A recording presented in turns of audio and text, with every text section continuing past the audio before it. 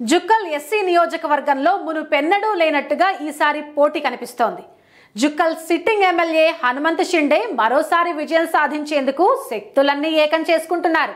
గతంలో టీడీపీ నుంచి ఎమ్మెల్యేగా గెలిచిన హనుమంత్ షిండే 2014-18 ఎన్నికల్లో గులాబీ పార్టీ నుంచి విజయం సాధించారు. వరుస విజయాలతో హ్యాట్రిక్ ఎమ్మెల్యేగా రికార్డులోకి ఎక్కారు. భారీ మెజారిటీతో విజయం సాధిస్తూ జిల్లా రాజకీయాల్లోనూ పార్టీలోనూ గుర్తింపు పొందారు.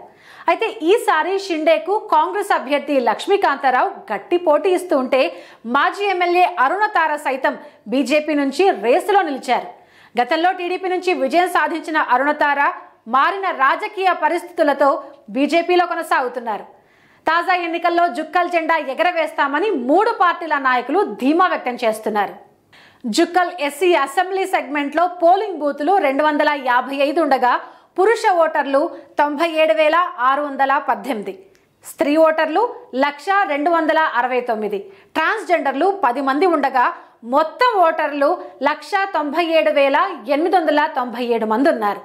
జుక్కల్ నియోజకవర్గంలో మొత్తం ఓటర్లలో మాదిగలు 10% పైగా ఉన్నారు. వారి తర్వాత మున్నూరు కాపులు అంతే సంఖ్యలో 10% దగ్గరగా ఉన్నారు. ముదిరాజ్, మాల సామాజిక వర్గాలు 9% మేర ఉన్నారు. ముస్లింలు 8.5%, గౌడలు 5.5%, లంబాడా 5%, మరాఠాలు 5%, వైశ్యులు, లింగాయత్లు 4.5% మేర ఉన్నారు. ఇతరులు 30% వరకు ఉన్నారు.